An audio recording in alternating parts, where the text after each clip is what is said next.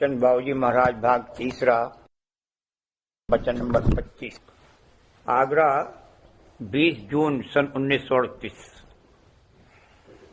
समझा बुझाकर दलीलों से कायल करने की कई तरकीबें हैं, मगर इससे यकीन और विश्वास नहीं आ सकता। इसी तरह मौजज़े और करामात से यकीन नहीं आ सकता, और अगर आ भी जावे तो वह काबिल एतबार नहीं है। प्रेम से शब्द अभ्यास करने से एतकाद आ सकता है। सुर्त का भेद सिर्फ संतों ने दिया है। संतों के आने से पेशतर सुर्त से सब नावाकिफ थे।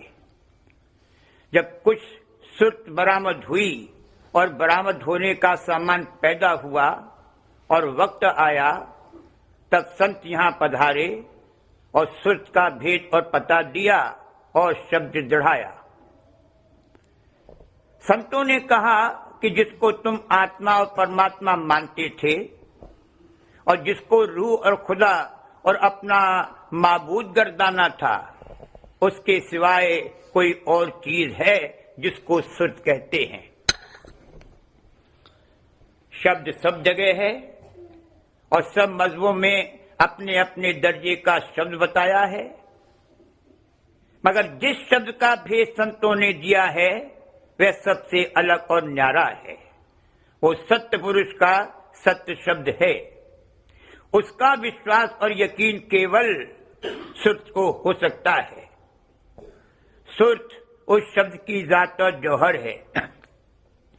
अंतर के अंतर्गत सुर्त का उस शब्द के साथ सिलसिला लगा हुआ है, कभी उससे अलग नहीं हुई है, मगर बवजह सुर्त पर गिरात चढ़ने के वह इस वक्त और इस घाट पर उससे अलग और दूर मालूम होती है।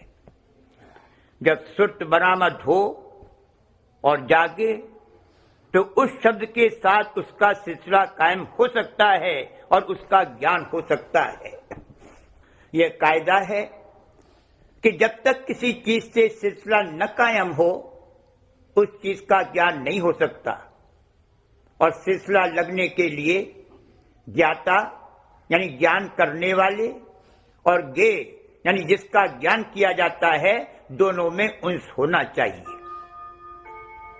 जब दो चीजों में उन्स होता है, तब उनमें सिलसिला कायम हो सकता है और उसके जरिए धार रवा हो सकती है। धार रवा होने पर आपस में एक दूसरे का ज्ञान हो सकता है। सुर्त को शब्द के साथ कुदरती उन्स है। जिसकी सुर्त किसी कदर न्यारी और बरामद हुई है, उसको सत्य पुरुष और सत्य शब्द का भेद सुनाया जाएगा तो फौरन यकीन आएगा और सत्य शब्द के मार्ग की कमाई शुरू करेगा। संतों के परमार्थ में पहली चीज सुर्त है। अगर सुर्त से ही अभी नावाकिफ है तो संत मत के परमार्थ की कार्रवाई नहीं हो सकती। यहां अनुमान कराया जा सकता है। प्रत्यक्ष तो जिस घाट की वह चीज है उस घाट पर पहुंचकर ही होगा। मसलन इस देश के परे जो रोशनी है, उसको अगर देखने की ख्वाहिश हो तो इस देश के परे जाना पड़ेगा। यहां बैठे हुए तो इसी देश की रोशनी देख सकते हैं। हमारे पास जो आंखें हैं उनसे हम इसी देश में देख सकते हैं। परे की रचना इन आंखों से नहीं देख सकते। समझा बुझाकर और दलीलें पेश करके किसी शख्स को कायल करना मुश्किल नहीं है और उसकी कई तरकीबें हैं। अगर ये साबित कर दिया जावे कि एक शख्स जो उसूल बयान करता है, उससे कुछ चीजों का जवाब मिल सकता है और बाकी का नहीं मिलता, या किसी भी चीज का जवाब नहीं मिलता, और दूसरा शख्स जो बात करता है उससे बहुत ज्यादा या सब चीजों का जवाब मिल सकता है, तो पहले शख्स को मंजूर करना पड़ेगा कि उसके उसूल में गलती, कमी और कसर है। कायल करने की एक तो ये रीत हो सकती है, दूसरी यह कि जो बात कोई शख्स कहता है उसको मंतिक के कायदे से गलत साबित कर दिया जावे। तीसरी रीत मिसाल और मुशाबत की है।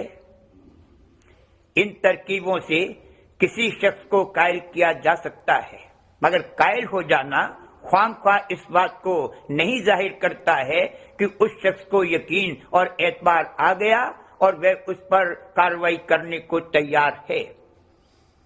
कार्रवाई तो बिना यकीन और एतबार आए हुए कर ही नहीं सकता। यकीन और एतबार तभी आएगा जब उसके लिए उन्स और जौहर पैदा होगा। अगर सुर्ख का जौहर नहीं बरामद हुआ है तो न सत्य देश के सत्य शब्द के लिए उन्स, यकीन और एतबार पैदा होगा और न उसकी प्राप्ति के लिए कार्रवाई ही कर सकता है। कहने का मतलब ये है कि दलाइल अकली व इल्मी से कायल कर देना और बात है और यकीन व एतबार का आना और बात है।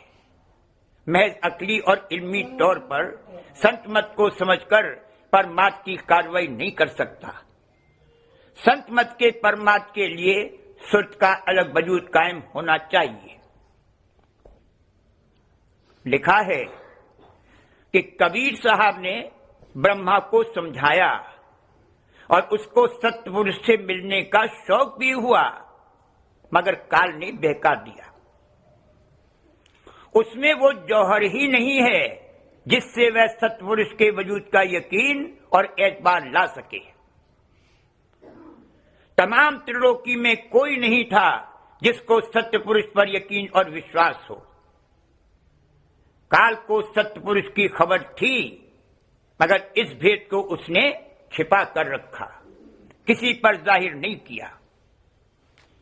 काल भी सत्यपुरुष का पुत्र है, उसको काल पुरुष और सत्यपुरुष की अंश कहा है, मगर इस मानी में इसको वाकफियत नहीं है कि वह सत्यपुरुष में समा सके और वहां के प्रेम रस और आनंद का ज्ञान ले सके। अगर यही हो सकता तो फिर काल सत्यपुरुष को पीठ देकर ही क्यों आता। कहने का मतलब यह है कि बहका किया दिया उसको सत्य देश से कोई उनसे ही नहीं है, कभी उसको सत्य देश का यकीन हो ही नहीं सकता। जैसे अकली व इल्मी दलाइल से कायल हो जाना कोई चीज नहीं है, वैसे ही करामात और मौजूद से आए हुए यकीन का भी कोई भरोसा नहीं है। मालिक को क्या मुश्किल है, एक करामात या मौजूदा ऐसा दिखा सकता है कि सारी दुनिया बेहिस्सो हरकत और लाचार होकर कदमों पर सिर रख दे, मगर इससे कुछ नहीं होगा। मालिक का इश्क और प्रेम नहीं पैदा हो सकता और बिना इश्क के विशाल नहीं हो सकता। कोई नहीं जानता है कि संतों का प्रेम कहने से क्या मतलब है। ये कहा जा सकता है कि सिवा संतों के कोई प्रेम नहीं कर सकता। वैसे यहां सभी प्रेम करते हैं, मगर ये प्रेम और चीज है, ये मोह है। संतों का प्रेम और भक्ति कोई अलग और न्यारी चीज है। उसका अधिकार सिर्फ सुर्त को है। जो सुर्त लेकर आवेगा उसको शब्द दिया जाएगा, यानी शब्द दृढ़ाया जाएगा। बिना शब्द के कर्म भ्रम से नहीं छूट सकता, शब्द कर्म भ्रम से बचावेगा। शब्द दृढ़ाया सुर्त बताई, कर्म भ्रम से लिया बचाई। सुर्त पर मन और माया के गिलाफ चढ़े और उन गिलाफों ने कर्म कराया और मन व माया के भोग विलासों के रस से भ्रम पैदा हुआ। ये कर्म और भ्रम बिना सुर्त के गिलाफों से निकले हुए और अपने अंशी शब्द में समाये हुए नहीं जा सकते।